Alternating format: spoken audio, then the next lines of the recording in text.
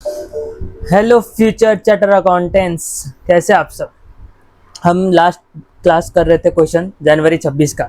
जनवरी 26 में जो एग्ज़ाम में क्वेश्चन आया था वो क्वेश्चन हम कर रहे थे। आज उसको कंटिन्यू करेंगे। तो याद है ना आप सबको, हमने ट्रायल बैलेंस के बहुत सारे एडजस्टमेंट कर लिया था, जैसे एडवर्टीजमेंट एक्सपेंस हमने कर लिया था। ठीक है, उसके बाद हमने कैश एट बैंक, ये अपना एसेट हो गया। बैंक ओवरड्राफ्ट, बैंक ओवरड्राफ्ट बचा हुआ था। कैपिटल अकाउंट अपना कर लिया था। ये अपना ट्रेडिंग अकाउंट का हो गया। ये अपना पीएल का हो गया। ये अपना कैश इन एंड एसेट हो गया। ड्राइंग्स अपना कैपिटल से लेस हो गया, याद है आपको। फर्नीचर एसेट हो गया। इंटरेस्ट पेड ऑन लोन क्या हो गया, इंटरेस्ट पेड ऑन लोन अपना एक्सपेंस हो गया। एडमिनिस्ट्रेटिव एक्सपेंस अपना एक्सपेंस हो गया। ओपनिंग स्टॉक ट्रेडिंग अकाउंट का एक्सपेंस हो गया। याद था, याद है यहाँ तक। तो अपने क्या कर रहे थे, बैड डेट वाला कर रहे थे। बैड डेट में क्या कर रहे थे, एक देखो क्वेश्चन में बैड डेट दिया है, ये हमने कर लिया था। ठीक है, उसके बाद अपने को प्रोविजन फॉर डाउटफुल डेट दिया, तो अपने क्या कर रहे थे, प्रोविजन फॉर डाउटफुल डेट का लेजर बना रहे थे। स्टार्ट करते हैं। ठीक है,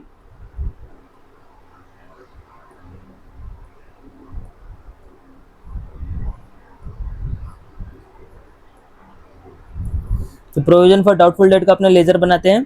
इसमें क्या है, ओपनिंग बैलेंस कितना दिया हुआ है, देखो ओपनिंग बैलेंस दिया हुआ है प्रोविजन फॉर डाउटफुल डेट का 12,800। तो क्या होगा, वो लाइबिलिटी होता है। प्रोविजन फॉर डाउटफुल डेट यार अपना लाइबिलिटी होता है बाय बैलेंस बीडी 12,800। उसके बाद क्या बोला है, create a provision on doubtful debt eight the rate 5%। Create a provision eight the rate 5%। Trade receivable अपना कितना है, 4,80,000। ट्रेड रिसीवेबल कितना है, 4,80,000। उसका 5% अपने को क्रिएट करना है। तो कैलकुलेटर निकालो, 4,80,000 इंटू 5% कितना आया, 24,000। तो अपने को यहाँ पे कितना लिखना है, टू बैलेंस सी डी 24,000। ये समझा। अब क्या बोल रहा था क्वेश्चन, कि अब आपको लास्ट में प्रोविजन बनाना है 5% ऑफ ट्रेड रिसीवेबल। तो हमने 5% of trade receivable to balance C D किया 24,000। अब दूसरा एक चीज देखो, ट्रायल बैलेंस में बैड डेट दिया। देखो ट्रायल बैलेंस में बैड डेट दिया हुआ है, ये अब डायरेक्ट पीएल में या तो लिख सकते हो, डायरेक्ट पीएल में लिख लिया, या लेजर के थ्रू लिख लिया।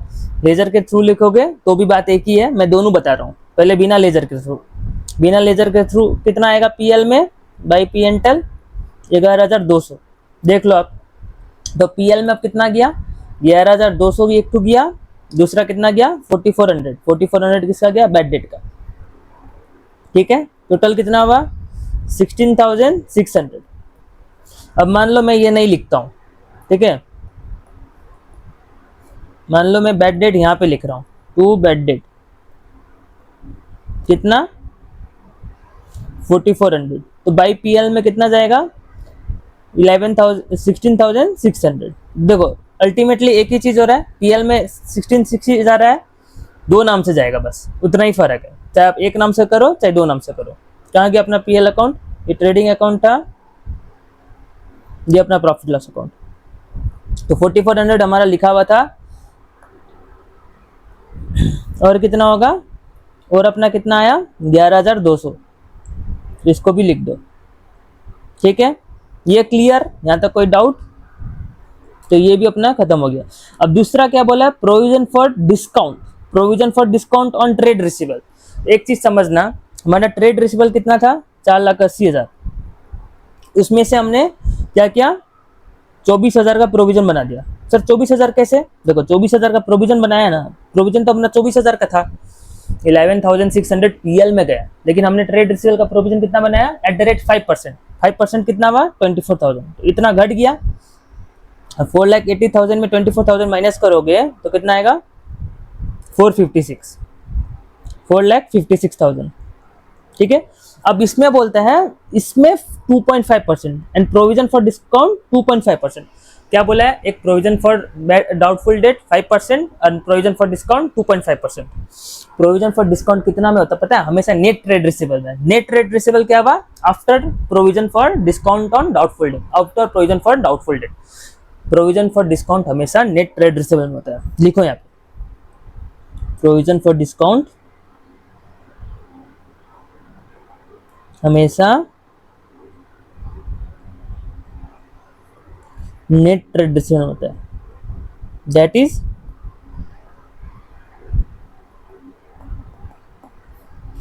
Trade receivable minus provision for doubtful dates.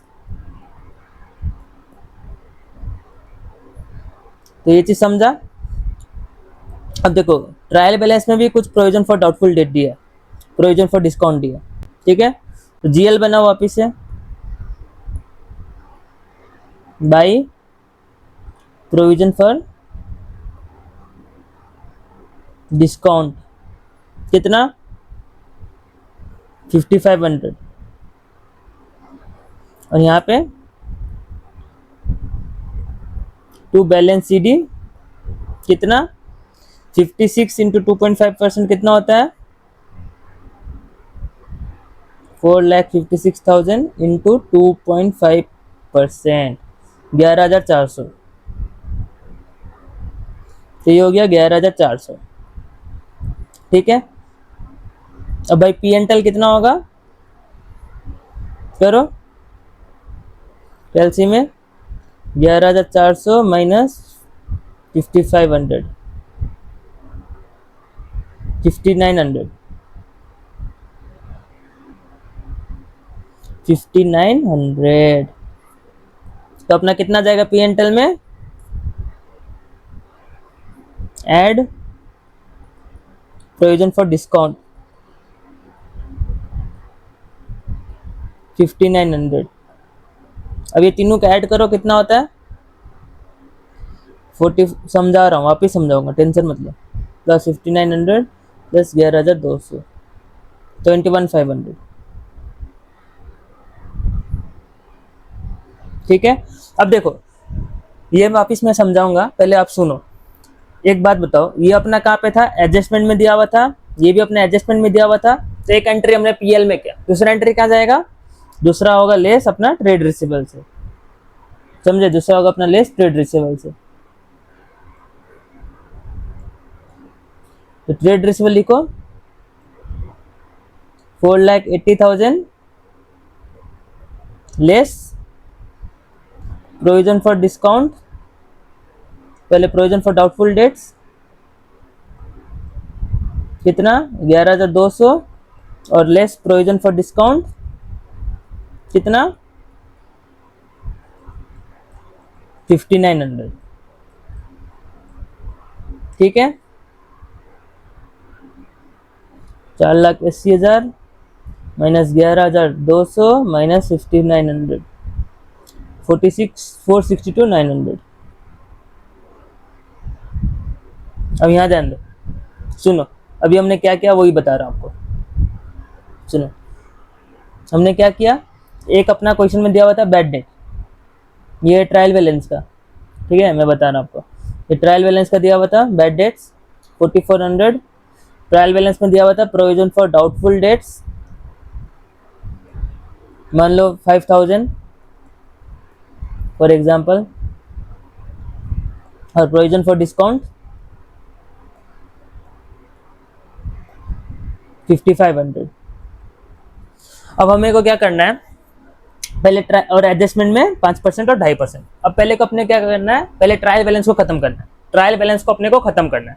तो ये जाएगा अपना पी एन टेल में, ठीक है, ये अपना पी एन टेल में जाएगा, डेबिट में एक्सपेंस है, ये खर्चा है, ये दोनों क्रेडिट बैलेंस दे रखा है, तो ये लाइबिलिटी है, समझा। ये क्रेडिट बैलेंस दे रखा मतलब ये लाइबिलिटी है, इसको अपने को लाइबिलिटी में डालना है क्या, नहीं, ये चीज फंड है अपना। इसका क्या करेंगे, अपने लेजर बनाएंगे, इसका अपने लेजर बनाएंगे, ठीक है।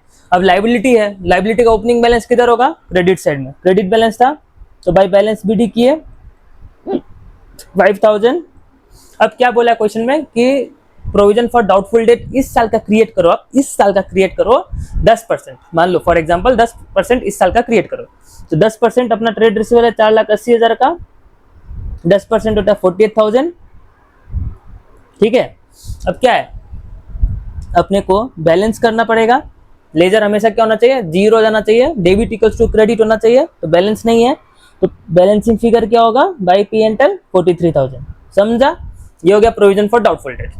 अब प्रोविजन फॉर डिस्काउंट के लिए क्या है, सेम चीज, लेकिन ट्रेड रिसीवेबल में हमने 4,80,000 का था, उसमें से 48,000 घटा दिया प्रोविजन फॉर डाउटफुल डेट का। नेट ट्रेड रिसीवेबल में प्रोविजन फॉर डिस्काउंट होता है। सबसे पहले अपने करेंगे बैड डेट्स, फिर प्रोविजन फॉर डाउटफुल डेट्स,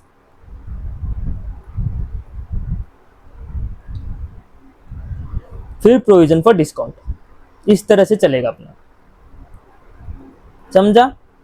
अब आप बोलेगा सर ये जो ट्रायल बैलेंस में दिया हुआ था सर, ये अपना कहीं पे भी नहीं आया, लाइबिलिटी साइड में भी नहीं आया। सर ये तो समझा कि ये 43,000 एक पीएल में गया और एक ट्रेड रिसीवेबल से लेस हुआ, ये समझा। इसका 2 एडजस्टमेंट हो गया, ये क्लियर है, क्लिस्टर क्लियर। सर ये लाइबिलिटी में क्यों नहीं आया, ये लाइबिलिटी में क्यों नहीं आया सर, क्योंकि लाइबिलिटी में इसलिए नहीं आया, ये 43,000 कैलकुलेट हुआ है। 43,000 जो आपने कैलकुलेट किया ना, ये दोनों का डिफरेंस कैलकुलेट किया। 43,000 ये दोनों का डिफरेंस कैलकुलेट किया। आपने मिस्टेक क्या किया पता है, आपने यहाँ पे जो लेस किया है ना, यहाँ पे लेस क्या होगा पता है आपको, यहाँ पे ये फिगर लेस होगा 11,400, और दूसरा कहाँ गया, और दूसरा 24,000। जब वो क्लियर हुआ, अभी कुछ समझा, अभी भी नहीं समझा, रुको। 4,80,000 minus 24,000 minus 11,400, 444,600।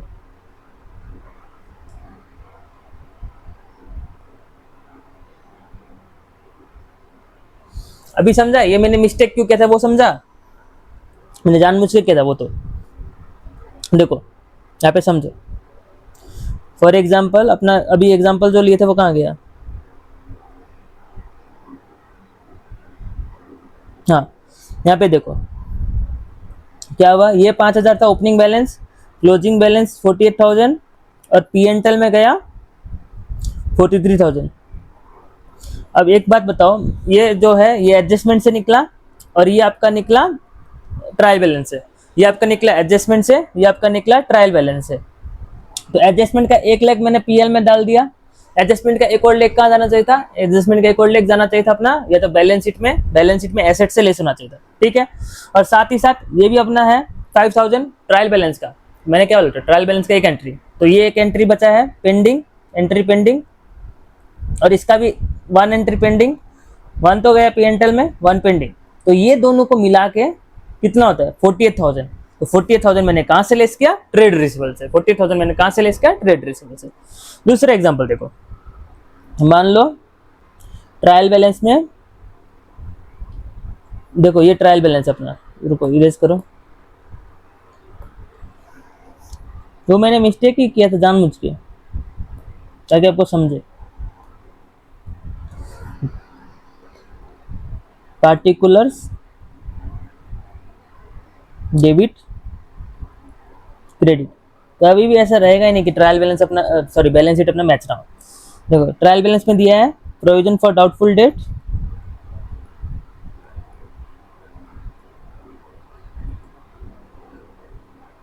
$5,500, provision for discount 6,000, और ट्रेड रिसीवेबल 5 lakhs, और कैपिटल समझ लो बैलेंसिंग फिगर है, ये अपना ट्रायल बैलेंस, ठीक है। कितना होता है 11, इसको मान लो 5,000 कर दो, 11,000 हुआ, ये 3,99,000, नहीं 5 लाख में 389 सॉरी 489, हाँ 489 करोगे, ये 5 लाख, ये 5 लाख, ये अपना ट्रायल बैलेंस है फॉर एग्जांपल। अब क्या करोगे, अब क्वेश्चन में एडजस्टमेंट बोला है,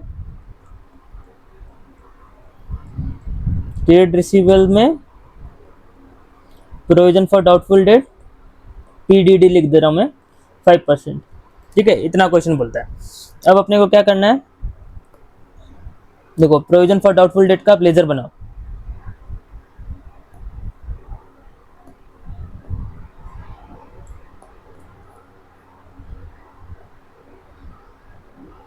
ये डेबिट हो गया, ये क्रेडिट हो गया, ठीक है। Particulars amount rupees, particulars amount rupees. अब ओपनिंग बैलेंस कितना दिया, by balance BD, trial balance का बैलेंस बताओ 5000, और क्लोजिंग बैलेंस कितना हुआ, to balance CD, trade receivable मान लो 10% तो 50,000 हुआ, ठीक है। बचा हुआ को फिगर का क्या करेंगे, बैलेंसिंग फिगर 45,000 पीएनएल में ट्रांसफर कर देंगे। ये 50,000 हो गया, ये 50,000 हो गया। अब ये कहाँ से आया, ये एडजस्टमेंट से आया। एडजस्टमेंट क्या बोला है, 10%, तो ये आया अपना एडजस्टमेंट से, ठीक है। और ये कहाँ से आया, ये अपना आया ट्रायल बैलेंस से। एडजस्टमेंट का दो एंट्री होना चाहिए, एक जाएगा पीएनएल में, दूसरा कहाँ जाएगा, बैलेंस शीट में, ट्रेड रिसीवेबल से लेस। और ये कहाँ जाएगा, ये भी जाएगा बैलेंस शीट में, ट्रेड रिसीवेबल से लेस। तो ट्रायल बैलेंस का एक एंट्री हो गया, एडजस्टमेंट का दो एंट्री हो गया। अब मैं क्या करूंगा, दोनों बैलेंस शीट से ट्रेड रिसीवेबल से लेस होगा, इसलिए ये दोनों को ऐड करके 50,000 एक ही बार में मैंने लेस किया। उसी तरह मैंने यहाँ पे कितना लेस किया, 11,400, ये लेस किया 11,400। समझा? अब क्लियर है। अब अपने को क्या करना है, एक आखिरी बचा है ओवरड्राफ्ट। ये सब खत्म, अपना ये भी खत्म। अब ओवरड्राफ्ट में पढ़ो क्या लिखा है, bank overdraft is secured against hypothetical of stock. कौन सा स्टॉक, क्लोजिंग स्टॉक, ठीक है। अब bank overdraft outstanding on 31 March 2025 has been considered as 80% of real value of stock after deducting 20% as margin, and after adjusting marginal value of 80% same has been allowed to draw as an overdraft। वाह sir क्या बढ़िया, कुछ समझ में नहीं आया sir, tension ना लो, सभी मैंने इंपॉर्टेंट बोला था। क्वेश्चन में बोला है कि जो, एक बार वापस पढ़ो, bank overdraft is secured against hypothetical of stock. मतलब बैंक ओवरड्राफ्ट किसके अगेंस्ट में कोलैटरल है, धरोती जो बोलते, धरोती स्टॉक के अगेंस्ट में। अब बैंक ओवरड्राफ्ट हमने कितना कंसीडर किया, 80% of real value of stock. मेरा जो बैंक ओवरड्राफ्ट है ना 80% of real value of stock है, वो कब आया, आफ्टर डिडक्टिंग 20% एज मार्जिन। मैंने पहले क्या किया, 20% मार्जिन को डिडक्ट किया, उसके बाद बैंक ओवरड्राफ्ट निकाला। अब क्या हुआ, same and after adjusting marginal value of 80% same has been allowed to be drawn as overdraft. अब समझो, मान लो बैंक ओवरड्राफ्ट, मान लो ये बैंक ओवरड्राफ्ट जो है ये अगेंस्ट स्टॉक है। स्टॉक मान लो मेरा 5 लाख का है, ठीक है। अब 5 लाख का स्टॉक मैं दूंगा बैंक को, तो बैंक मुझे पूरा 5 लाख का बैंक ओवरड्राफ्ट दे देगा, पूरा 5 लाख का ओवरड्राफ्ट दे देगा, नहीं, मुझे कितना देगा, उसका 80%। क्वेश्चन में बोला है उसका 80%, बैंक ओवरड्राफ्ट मुझे 80% मिलेगा। लेकिन ये जो स्टॉक है 5 लाख, वो आपका कितना है, वो आपका 20% मार्जिन, 20% इन्फ्लेटेड है। रियल वैल्यू ऑफ स्टॉक क्या है, रियल वैल्यू ऑफ स्टॉक देखो, मेरा सेल प्राइस 100 है, ठीक है। अब ये 100 कितना है, 80 + 20 है, 80% कॉस्ट प्राइस, 20% प्रॉफिट। जो ये 80% है वो मेरा रियल वैल्यू है। तो अपना रियल वैल्यू ऑफ स्टॉक कितना है, रियल वैल्यू ऑफ स्टॉक कितना है, 80% ऑफ एक्चुअल वैल्यू है, 80% ऑफ एक्चुअल वैल्यू है। तो ये टोटल एक्चुअल वैल्यू है, इसमें जो 80% है वो अपना रियल वैल्यू ऑफ स्टॉक है, ठीक है। कितना है, 4 लाख। और बैंक ओवरड्राफ्ट कितना दिया गया है, 80% of real value of stock, 80% of real value of stock. Real value ये है, तो बैंक ओवरड्राफ्ट कितना है, इसका 80%, 3,20,000। कितना इजी था, देखो फिर से समझो। मान लो मेरा स्टॉक है 5 लाख का, ठीक है, बट ये 5 लाख है मेरा सेल प्राइस। देखो क्या बोला है, हमने बैंक ओवरड्राफ्ट दिया है 80% of real value of stock, ठीक है। लेकिन रियल वैल्यू कैसे आया, real value is after adjusting marginal value of 80% of same. Real value कितना है? 80% of marginal value of stock, 80% of marginal value of stock. तो स्टॉक अपना इतना है 5 लाख, तो रियल वैल्यू कितना है? 80% इसका, वो आता है 4 लाख। और बैंक ओवरड्राफ्ट कितना दिया हमने? 80% ऑफ रियल वैल्यू, मतलब 3,20,000। देखो क्वेश्चन में कितना है बैंक ओवरड्राफ्ट, देखो 3,20,000 है बैंक ओवरड्राफ्ट। बैंक ओवरड्राफ्ट की अपना लाइबिलिटी, लिख दो लाइबिलिटी में बैंक ओवरड्राफ्ट 3,20,000। अगर बैंक ओवरड्राफ्ट 3,20,000 है तो अपना क्लोजिंग स्टॉक कितना है? 5 लाख। इसी के लिए बस क्लोजिंग स्टॉक निकालने के लिए बस वो एडजस्टमेंट दिया हुआ था। क्लोजिंग स्टॉक 5 लाख यहाँ हुआ, और एसेट में भी क्लोजिंग स्टॉक 5 लाख लिख दो बस।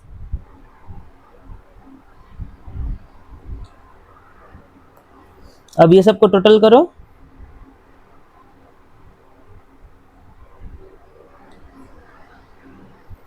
कितना आता करो?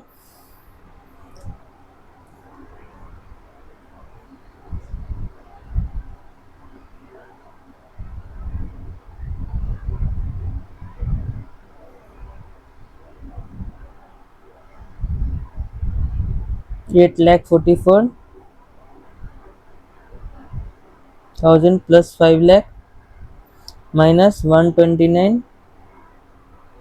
माइनस 6,08,800 माइनस 4,500 माइनस कितना है ये वेजेस वाला?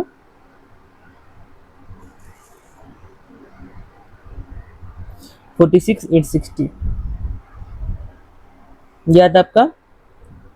तो ग्रॉस प्रॉफिट 554,840। तो भाई ग्रॉस प्रॉफिट कितना आ गया?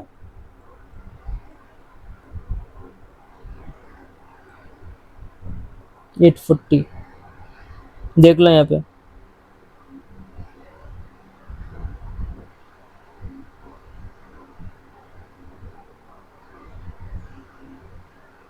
अरे अपना परचेज में अपने लेस किए थे वो नहीं किए।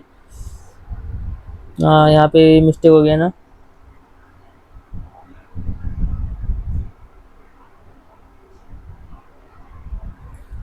ये हो गया 599,500। चलो यहीं से देख लेते, सोल्यूशन सारा राइट ही है, मैं यहाँ पे भी एक्सप्लेन कर देता हूँ एक बार। आओ देखो ये अपना सही ओपनिंग स्टॉक वहीं से आया, परचेजेस अपने कर लिए थे, फ्री सैंपल वाला अपने लेस किए, फिर लॉस बाय फायर अपने लेस किए, फिर कैरेज इन वर्थ 4,500, फिर वेजेस एंड सैलरी ये वाला, ठीक है, बाई सेल्स ये वाला, फिर 5 लाख, ये सब ऐसे, ठीक है। बैलेंस शीट आप करो, मैच हो जाएगा बस। अब देखो, अब अपने एक्सप्लेन करने जा रहे हैं मई 26 का क्वेश्चन। मई 26 का क्वेश्चन अब अपने करने जा रहे हैं, इसको भी बढ़िया से करते हैं, इसको पूरा फुल फ्लेजेड करेंगे, एकदम समझ लो मैं एग्जाम में बैठा हूँ और मैं कर रहा हूँ। मैं बस एक्सप्लेन भी आपको करते जाऊंगा, लेकिन ये पूरा एग्जाम की तरह करेंगे, उसमें एकदम गंदगी नहीं करेंगे, ठीक है। चलो वो वाला समझा ना, उसमें कुछ भी डाउट हो वापस कमेंट बॉक्स में जरूर कमेंट कीजिएगा।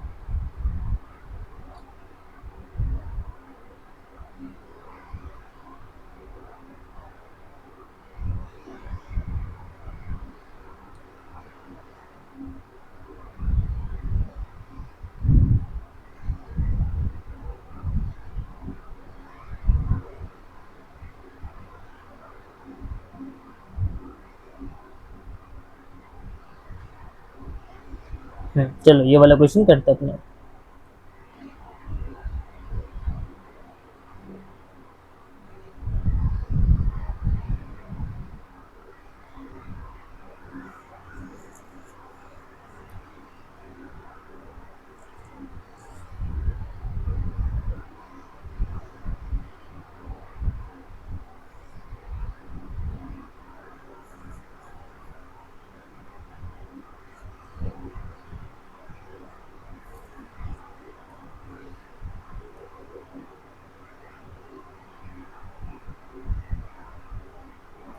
ये वो वाला नहीं है, ये अपना अपना वाला नहीं है अभी, जिसका आपने कवर नहीं किया।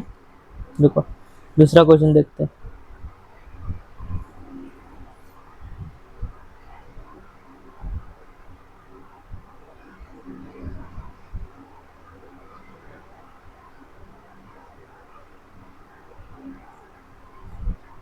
हाँ ये 5B। चलो क्वेश्चन पढ़ो, क्या बोला है। ट्रायल बैलेंस दिया हुआ है, ये ट्रायल बैलेंस है और ये एडिशनल इंफॉर्मेशन है, ठीक है। ये ट्रायल बैलेंस दिया है और एडिशनल इंफॉर्मेशन दिया है। सबसे पहले अपने को क्या करना है, किसका बुक्स में बनाना है, मिस्टर सुरेश। सबसे पहले क्या करना है, इन द बुक्स ऑफ, अभी सर स्पेसिस करके अच्छे से बनाते हैं, चलो mister Suresh.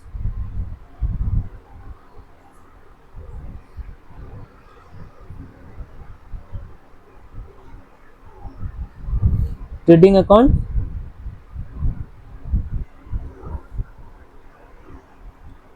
For the period ended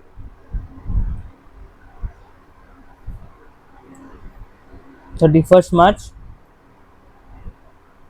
2026।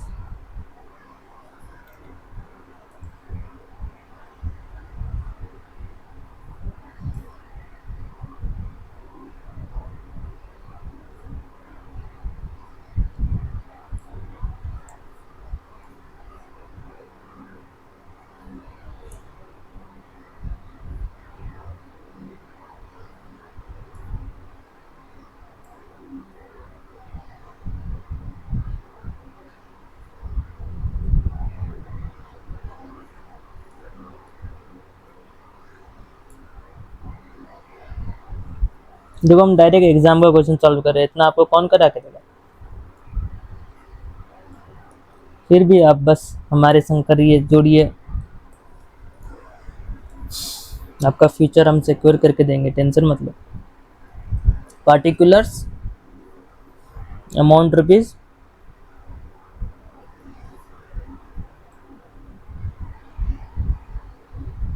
Particulars amount rupees.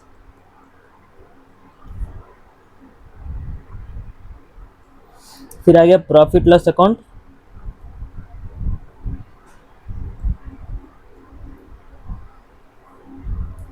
For the period ended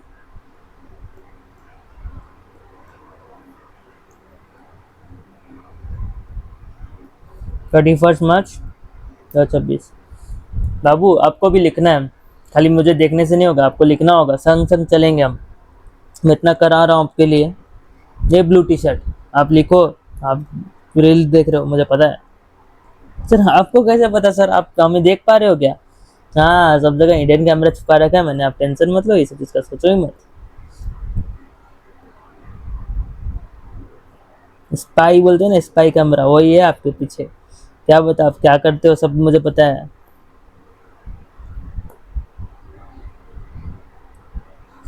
बोलोगे इतना तो सर मेरी गर्लफ्रेंड भी नहीं देखती मुझे, तो मैं आपकी गर्लफ्रेंड हो रही हूँ।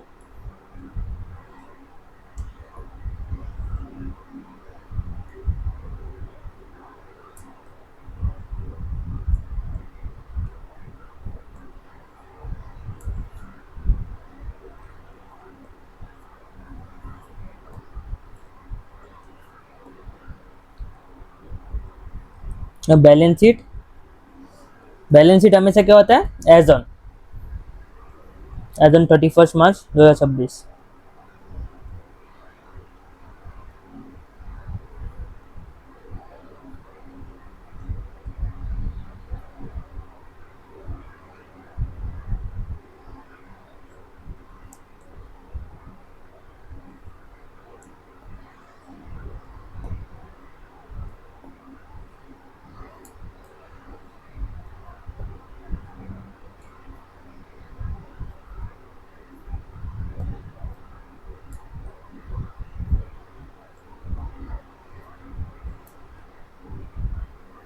एसेट्स अमाउंट, लाइबिलिटीज अमाउंट, और इधर में particulars amount, particulars amount rupees CR DR।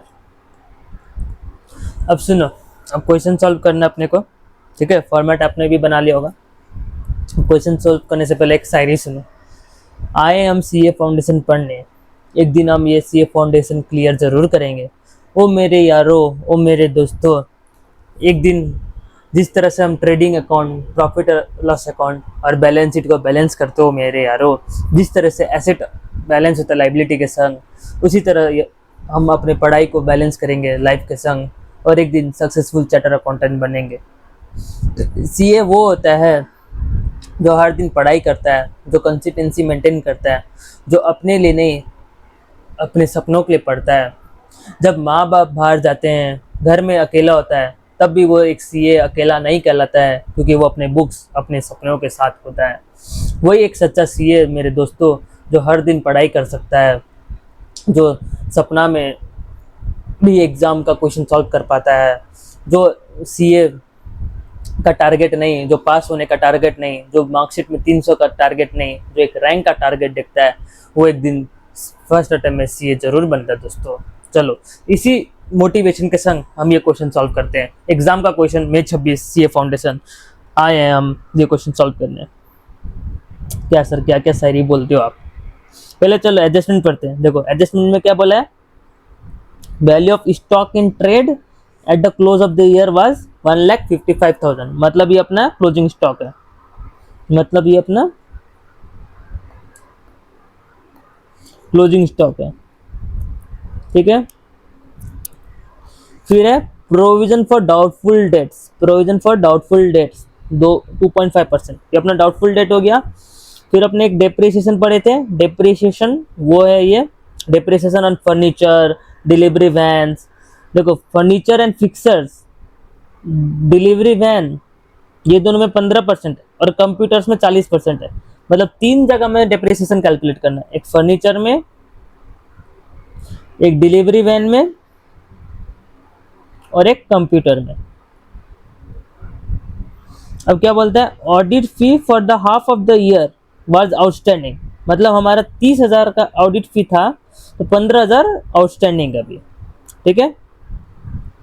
अब बोलता है term loan from bank, term loan, हमने एक लोन लिया बैंक से। कब लिया, 1 मई 2025 को। हम कब खड़े, 31 मार्च 2026 को। मतलब 1 में इंटरेस्ट उसमें पेबल है, मतलब 1 में 2025 से लेके 31 मार्च 2026 का इंटरेस्ट हमने पे नहीं किया, 31 मार्च, ठीक है। तो कहाँ है टर्म लोन, टर्म लोन देखो क्वेश्चन में जरूर दिया होगा, कहाँ दिया होगा, क्रेडिट साइड में। ये डेबिट साइड है, ये क्रेडिट साइड। देखो टर्म लोन दिया है 6 लाख, उसमें हमें इंटरेस्ट था 10%। हमें जो लोन में हम लोन देते, बैंक हमें लोन देता है, तो बैंक उसमें कुछ इंटरेस्ट चार्ज करता है, तो वो इंटरेस्ट हमने पे नहीं किया बैंक को, तो वही हमें उसका भी एक्सपेंस बुक करना होगा। फिर क्या हुआ, अ फायर टुक प्लेस, देखो एक आग लग गई गोडाउन में, जिससे 40,000 का स्टॉक डिस्ट्रॉय हो गया और क्लेम मिला हमें 50%, 50% मतलब 20,000 का हमें क्लेम मिला। तो ये सारा एडजस्टमेंट है। अब दो गुड पानी के लगाओ, मोस्ट इजी क्वेश्चन है ये। जनवरी 26 जितना हार्ड लगा उससे बहुत ज्यादा इजी ये लगने वाला है। तो पहले आओ ट्रायल बैलेंस का एंट्रीज देखते हैं। कैरेज इनवर्ड, कैरेज इनवर्ड क्या चीज का पोस्टिंग है, कैरेज इनवर्ड कहाँ जाता है, कैरेज इनवर्ड क्या हो गया, रिक्शा भाड़ा, रिक्शा भाड़ा। ये मेन बिजनेस से रिलेटेड है, तो अपना कहाँ जाएगा, ट्रेडिंग अकाउंट में। 2 डेबिट का एंट्री डेबिट में, ट्रायल बैलेंस का एक ही एंट्री, तो 2 कैरेज इनवर्ड 15,000, ठीक है। उसके बाद ओपनिंग स्टॉक दिया, स्टॉक 1/4/2025, हम कब खड़े, 31 मार्च 2026। तो 1/4/2025 को जो स्टॉक दिया होगा वो होता अपना ओपनिंग स्टॉक, 2 ओपनिंग स्टॉक 1,25,000।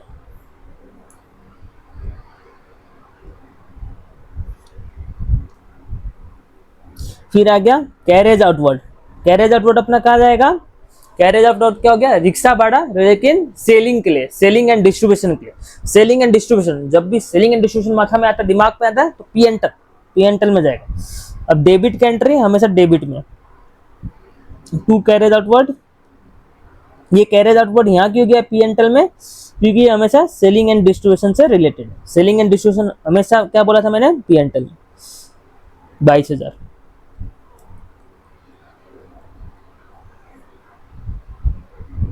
ये भी हो गया, ये भी हो गया। अब क्या है, रिटर्न इनवर्ड। रिटर्न इनवर्ड मतलब क्या हो गया, सेल्स रिटर्न। तो पहले सेल्स लिख लो, 13,50,000। सेल्स कहाँ आएगा, ट्रेडिंग अकाउंट, बाई सेल्स 13,50,000। तो रिटर्न कितना है, लेस रिटर्न इनवर्ड 55,000। देखो रिटर्न कहाँ दिया होता है, डेबिट में, लेकिन हमने डेबिट में नहीं लिखा, हम क्रेडिट में लिख रहे हैं, तो हम क्या करेंगे, लेस। बस कितना इजी है।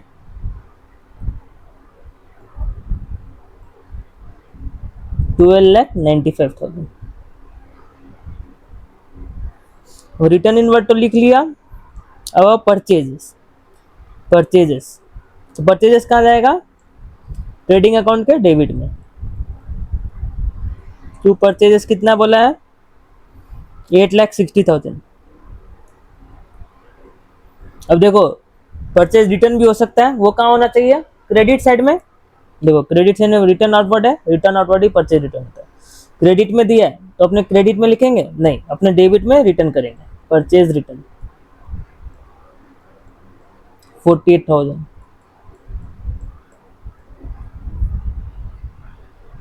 8,60,000 माइनस 48,000 करना। उसके बाद और भी एडजस्टमेंट में दिया हुआ परचेज से रिलेटेड, इसलिए लास्ट में करेंगे। अब सैलरी, सैलरी क्या है अपना, जब भी मैंने क्या बोलता है, वेजेस आएगा trading account, wages and salary आएगा ट्रेडिंग अकाउंट, बस सैलरी आएगा profit and loss account, salary and wages आएगा profit and loss account. Salary हमेशा किसको रिप्रेजेंट करता है, ऑफिसेस में, ऑफिसेस कहाँ होता है, प्रॉफिट एंड लॉस अकाउंट में, 1,00,000। अब दूसरा क्या है, देखो रेंट 30,000। रेंट भी कहाँ जाएगा, अगर कुछ नहीं बोला है तो वो ऑफिस रेंट ही है। ऑफिस रेंट कहाँ जाएगा, प्रॉफिट लॉस अकाउंट में। अगर इसमें फैक्ट्री रेंट लिखता, अगर मान लो फैक्ट्री रेंट लिखेगा तो ट्रेडिंग अकाउंट, लेकिन बस ऑफिस बस रेंट लिखेगा तो profit loss account. Office rent लिखेगा तो प्रॉफिट लॉस अकाउंट।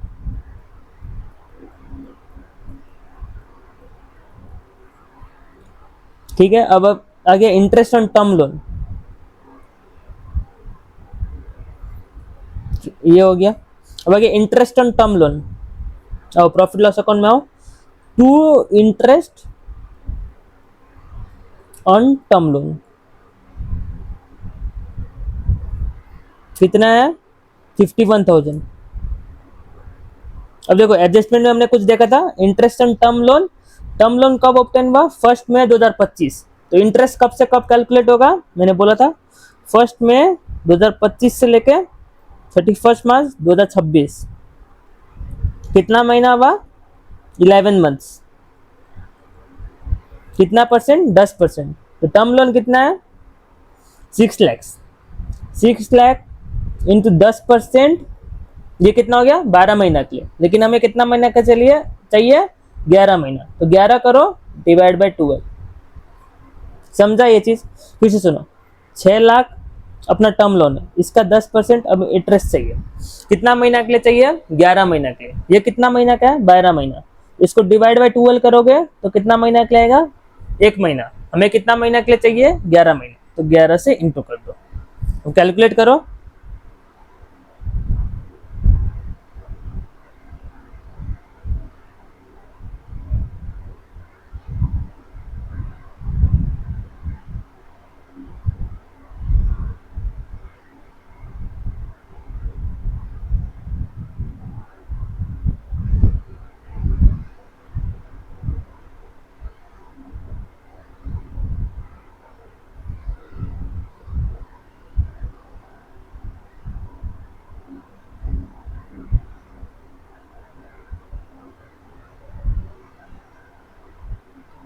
$55,000।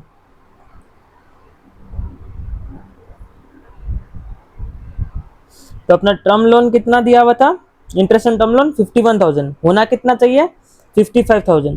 तो ऐड क्या करेंगे, ऐड आउटस्टैंडिंग इंटरेस्ट 4,000। ये समझा कैसे आया, वापिस बता रहा हूँ। देखो हमारा टर्म लोन 6 लाख रुपया था, ठीक है, इसका बोलता है 10% हम इंटरेस्ट देंगे। हमने लोन कब ऑब्टेन किया, 1 मई को, तो हम इंटरेस्ट कब से देना चालू करेंगे, 1 मई। कब तक देंगे, 31 मार्च 2026 तक। कितना होता है 11 महीना। ये लोन कितना, ये कितना दिया हुआ 10%, 12 महीना के लिए। 1 महीना का कितना हुआ, डिवाइड बाई 12, 11 महीने का इंटू 11, बस कितना आता है 55,000। ट्रायल बैलेंस में कितना दिया है, ट्रायल बैलेंस दिया 51,000, तो ऐड कितना करेंगे 4,000, वो हो गया आउटस्टैंडिंग इंटरेस्ट। अब ट्रायल बैलेंस का मैंने क्या बोला था, 2 एंट्री, हमेशा 2 एंट्री। तो एक अपना गया एक्सपेंस में, एक्सपेंस में डेबिट हुआ, दूसरा क्या होना चाहिए क्रेडिट। तो टर्म लोन कितना है 6 लाख, ये तो ट्रायल बैलेंस में दिया, इसका एक ही एंट्री 6 लाख हो गया। ऐड आउटस्टैंडिंग इंटरेस्ट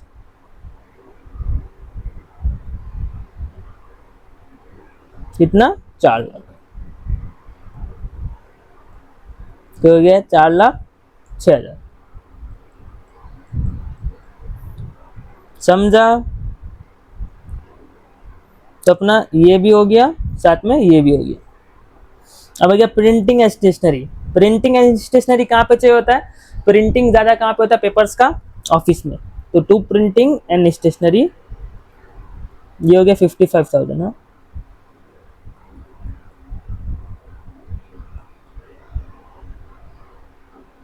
कितना है 10,000।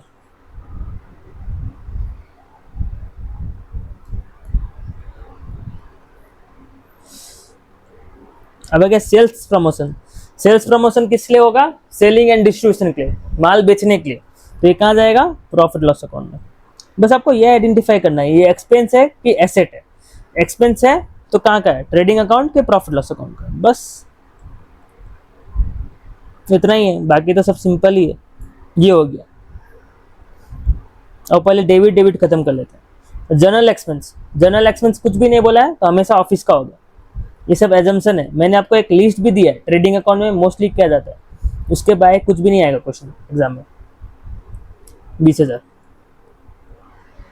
जनरल एक्सपेंस फैक्ट्री क्या हो गया, फैक्ट्री मतलब क्या हो गया, फैक्ट्री से रिलेटेड खर्चा। अगर जनरल खर्चा है तो हमेशा ऑफिस से रिलेटेड होगा। डिस्काउंट अलाउड, डिस्काउंट अलाउड किससे रिलेटेड होगा, profit loss. Sir trading account में क्यों नहीं जाएगा, ये किस लिए खर्चा दिया भाई, उसने बोला मैंने माल बेचा 50,000 का, उसने बोला मैं बस 45,000 दे सकता, मैं 5,000 नहीं दे सकता। ये माल के कारण हुआ क्या, माल तो मैंने अभी भी 50,000 का ही बेचा, मेरा दोस्त था, जान पहचान था, या भाई नहीं दे सकता इसलिए मैंने डिस्काउंट उसको दिया। मेरा खर्चा है लेकिन ऑफिस से कारण है, सेलिंग के कारण है, सेलिंग एंड डिस्ट्रीब्यूशन, तो इसलिए प्रॉफिट लॉस में जाएगा। ये हो गया, ये हो गया। अब देखो ऑडिट फी, ऑडिट फी 30 सितंबर 2025 तक कितना है 15,000। यहाँ पे क्या बोला है, audit fee for half year ended amounting to 15,000 is outstanding. तो audit fee P and L में कितना दिया है 15,000, और हाफ ईयर के लिए आउटस्टैंडिंग है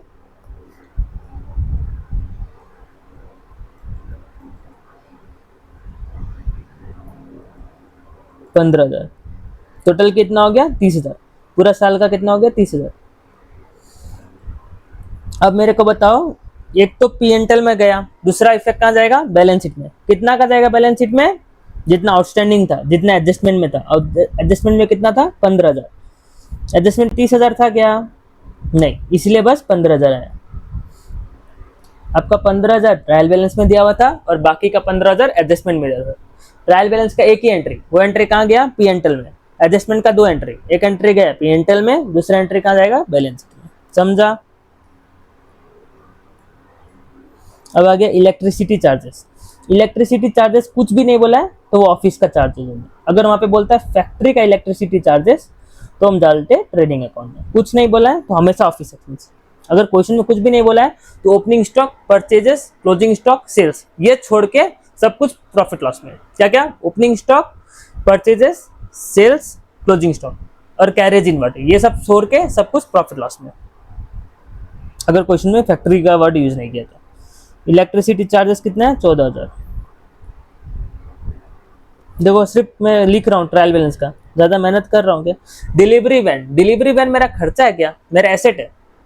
मान लो मेरा मिल्क का दुकान है, ठीक है, मैं क्या करता हूँ, डेली मिल्क बहुत जगह बेचता हूँ, तो मैं क्या करता हूँ, एक डिलीवरी वैन खरीद लिया, वो डिलीवरी वैन के थ्रू मैं मिल्क बेचता हूँ बहुत जगह, तो मैं डेली वो वैन यूज करता हूँ, तो मेरा डेली कोई खर्चा है क्या? वैन डेली मैं खरीदता हूँ क्या? वैन को डेली मैं खरीद के बोलता हूँ आज यहाँ पे मिल्क डिस्ट्रीब्यूट कर दिया, अब ये वैन बेच देता हूँ, दूसरा वैन खरीदना पड़ेगा, ऐसा करता हूँ मैं? नहीं, मैं आज खरीदा, मैं बहुत दिन के लिए यूज कर रहा हूँ, एक ही वैन को मैं बहुत दिन के लिए यूज कर रहा हूँ, फ्यूचर में यूज कर रहा हूँ, मुझे फायदा मिल रहा है फ्यूचर में, तो मेरा एसेट हो गया। एसेट है, इसीलिए देखो डेप्रिसिएशन भी चार्ज करने बोला है डिलीवरी वैन में, कितना? 15%। तो एसेट है तो कहाँ जाएगा? एसेट में, बैलेंस शीट में। डिलीवरी वैन कितना का?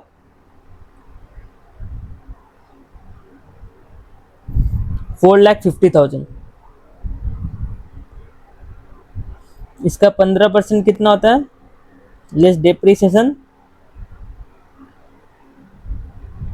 एट द रेट 15%, कितना होता है? 4,50,000 का 15%, 67,500।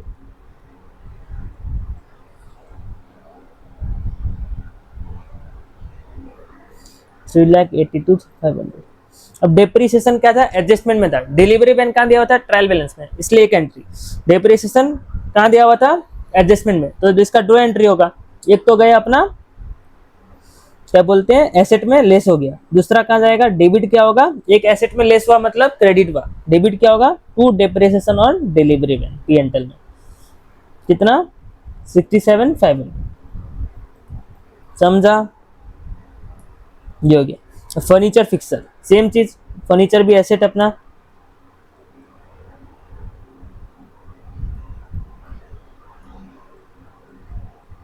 कितना बोला है? 1.5 लाख। लेस डेप्रिसिएशन कितना है? 15% इसका भी।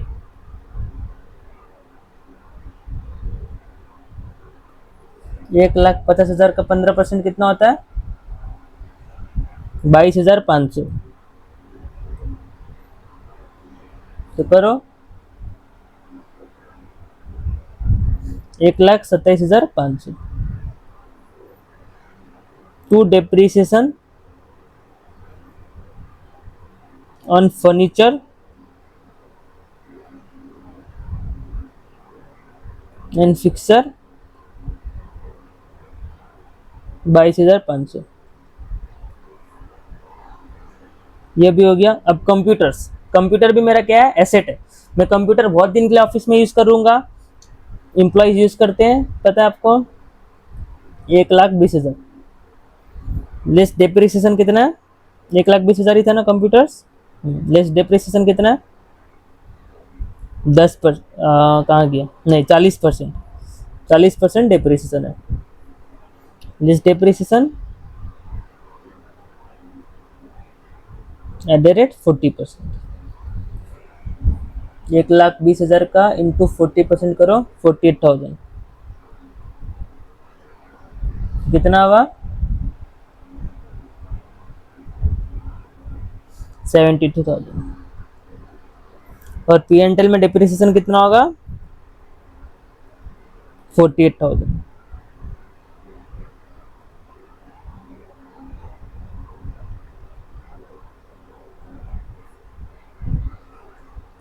कैशेड बैंक क्या अपना? एसेट। जैसे आपको बताया हुआ है, मैं वापस नहीं बता रहा, नहीं है समझ में आया तो कमेंट बॉक्स में कमेंट करो। कैशेड बैंक कितना? 1,40,000।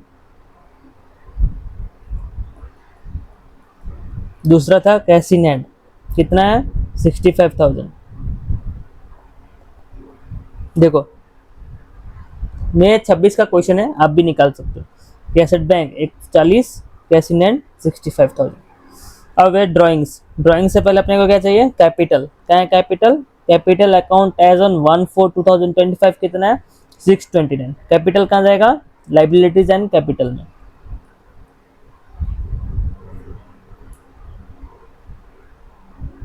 6 लाख कितना था, 6,25,000, 6,29,000।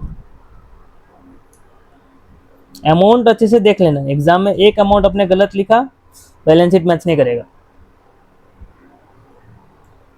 अब लेस ड्राइंग्स, ड्राइंग्स कितना है, 1,20,000। ड्राइंग्स कहाँ से लेस होगा, कैपिटल से, क्योंकि अपने उतना विड्रॉ कर लिया।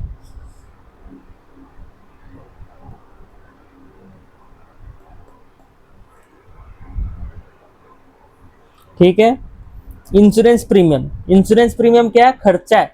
मैंने मान लो इंश्योरेंस लिया, मेरा लाइफ लाइफ का नहीं, बिजनेस में लाइफ का नहीं था, मान लो मैंने स्टॉक का इंश्योरेंस लिया, मुझे लग रहा है कि इंश्योरेंस, जैसे याद है इंश्योरेंस क्लेम अपने पढ़े थे, अभी भी एडजस्टमेंट में दिया हुआ है, तो मुझे लग रहा है कि स्टॉक डिस्ट्रॉय हो सकता है फायर से, ये सबसे, तो मैंने इंश्योरेंस का इंश्योरेंस लिया। ठीक है, इंश्योरेंस जब भी लेंगे ना, तो शुरू में हमें कुछ पेमेंट करना पड़ता है, हमें प्रीमियम देना पड़ता है, वो सब हमारा खर्चा है।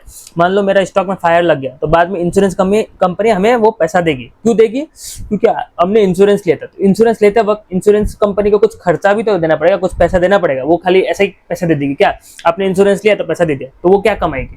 तो हम पहले उसको प्रीमियम देते हैं, उसको बोलते हैं खर्चा, टू इंश्योरेंस प्रीमियम। कितना, 7,000।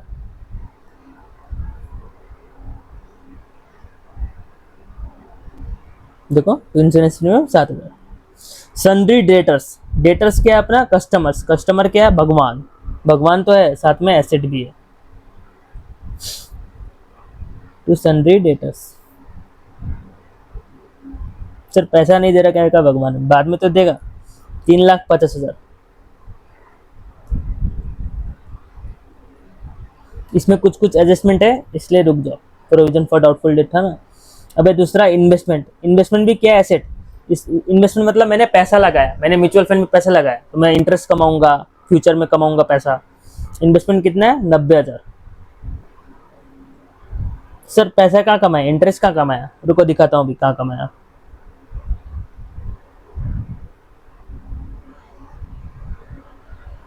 तो ये भी हो गया, देखो कहाँ कमाया, इंटरेस्ट रिसिप्ट कमाया हमने। ये रिसिप्ट क्या चीज का है, इंटरेस्ट का, इन्वेस्टमेंट का, जो पैसा लगाया उसी का।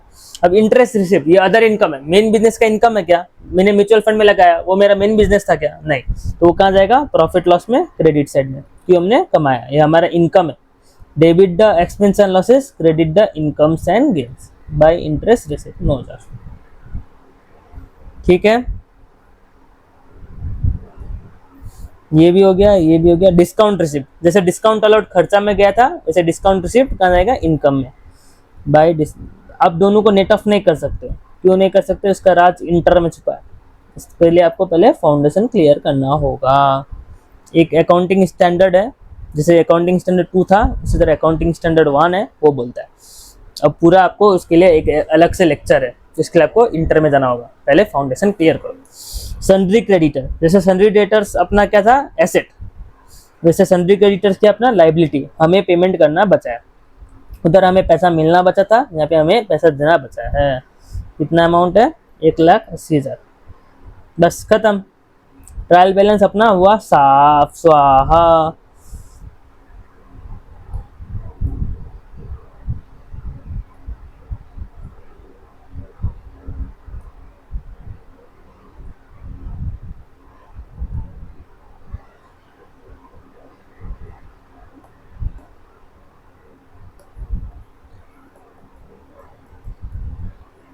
ट्रायल बैलेंस अपना हो गया स्वाहा। देखो ट्रायल बैलेंस में कुछ भी बचा है नहीं, ये पूरा हो गया, ये हो गया, ये हो गया, ये हो गया, ये हो गया, सब हो गया।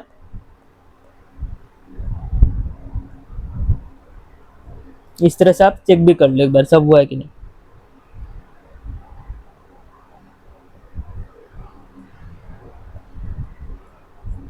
ठीक है, अब देखो क्लोजिंग स्टॉक, क्लोजिंग स्टॉक कहाँ का जाएगा, एक है ट्रेडिंग अकाउंट में, बाय क्लोजिंग स्टॉक। इस क्वेश्चन अपने कैलकुलेट करना है क्या, क्लोजिंग स्टॉक नहीं, कैलकुलेशन दिया हुआ है।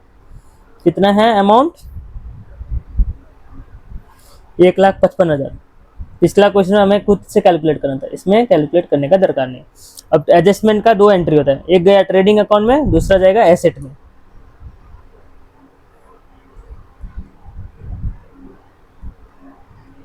एक 1,50,000।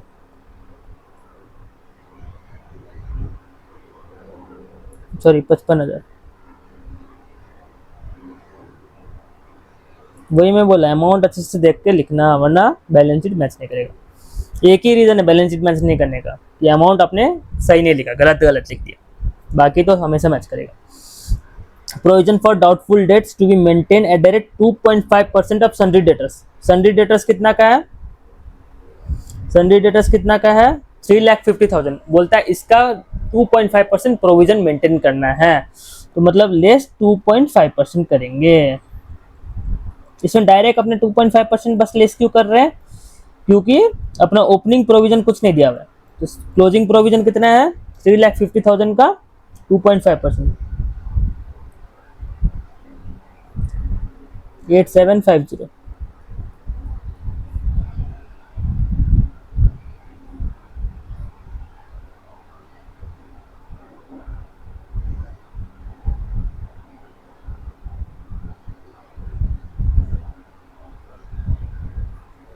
Three four one 250। जैसे ऐसे इधर देखो, ये मान लो मेरा प्रोविजन फॉर डाउटफुल डेट का लेजर है, मेरा opening balance by balance BD कुछ दिया क्वेश्चन में? नहीं, जीरो। क्लोजिंग प्रोविजन कितना बोल रहा है?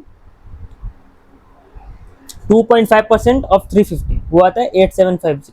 तो पी एन टेल में कितना जाएगा? 8750। बस पी एन टेल में डालो 8750। समझे? जब भी नहीं समझ में आया लेजर बना लो।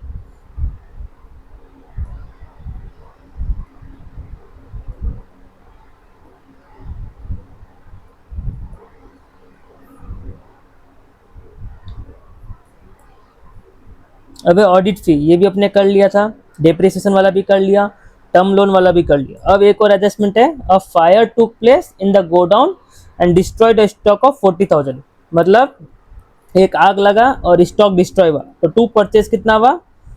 40,000। इंश्योरेंस वालों ने क्लेम एडमिट किया, इंश्योरेंस क्लेम 20,000, 50%, तो बचा हुआ 50% लॉस बाई फायर 20,000। तो परचेज से लिस्ट कितना होगा? परचेज से लिस्ट कितना होगा? लॉस बाई फायर ही नाम दो, 40,000, क्योंकि 40,000 का स्टॉक डिस्ट्रॉय हो गया। ठीक है। इंश्योरेंस क्लेम कितना हुआ? इंश्योरेंस क्लेम क्या हो गया अपना? एसेट। इंश्योरेंस क्लेम कितना हुआ? 20,000। बचा हुआ 20,000 क्या है? लॉस बाई फायर, वो कहाँ जाएगा? पी एन टेल में। इसका भी देखो दो ही एंट्री हुआ है एडजस्टमेंट का, 3 एंट्री नहीं हुआ है। कैसे? 20,000 पी एन टेल में गया, 20,000 आपका कहाँ गया? एसेट में, बैलेंस शीट के एसेट में। तो 20-20 हो गया आपका 40, और एक 40 कहाँ गया? परचेजेस में लेस, मतलब क्रेडिट हुआ। क्रेडिट नहीं करके अपने परचेजेस में लेस किया, ठीक है, डेबिट में लेस किया, मतलब ही क्रेडिट हुआ। समझा? अब 8,60,000 माइनस 48,000 माइनस 40,000 कितना होता है? 772। अब ग्रॉस प्रॉफिट निकालो, कितना आएगा? तो ग्रॉस प्रॉफिट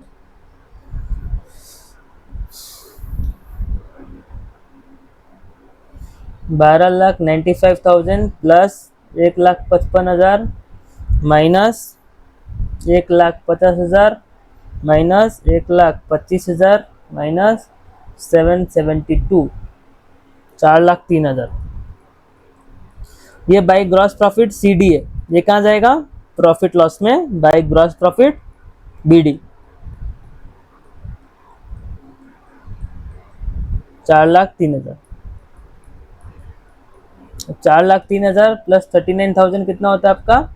442। माइनस करो 22,000 minus 1,00,000 minus 30,000 minus 55,000 minus 10,000 minus 12,000 minus 20,000 minus 22,000 minus 30,000 minus 14,000 minus 67,500 minus 22,500 minus 48,000 -7,000 -8,750 -20,000, तो ये आ रहा आपका लॉस।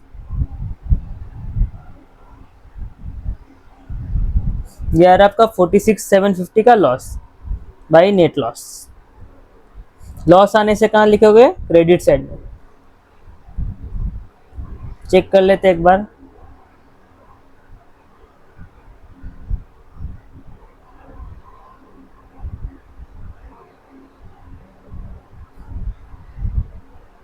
ग्रॉस प्रॉफिट भी मैच नहीं किया, कैसे?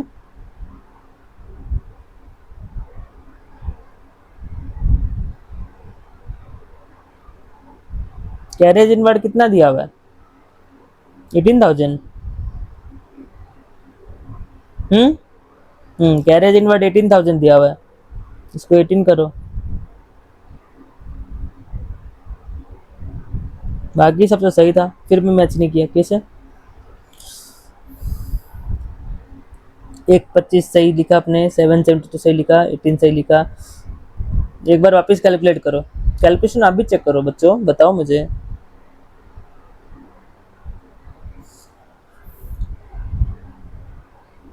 $1295 प्लस 155 माइनस 18,000 माइनस 1225 माइनस 772, हाँ ये आता है 535। कैलकुलेशन में अपने को चेक करना है 535, तो ये आएगा 535। 535 प्लस 39 574 होता है, minus 122 minus 30 minus 55 minus 22 minus 20 minus 22 minus 30 minus 14 minus 67,500 minus 22,500 minus 48,000 minus 7,000 minus 8,750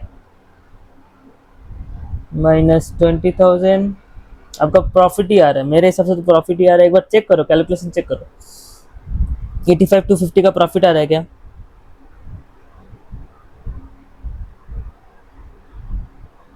हाँ 85,250 का प्रॉफिट आ रहा है। कैलकुलेशन मिस्टेक था उस टाइम, कैलकुलेशन चेक कर लो, बाकी सब अपना सही था, कैलकुलेशन बस ट्रेडिंग अकाउंट का कैलकुलेशन में थोड़ा मिस्टेक हो गया। 85,250 अब कैपिटल में ऐड करो 85,250 नेट प्रॉफिट के नाम से। अब देखो कैपिटल कितना हुआ, 629 माइनस 120 प्लस 85,250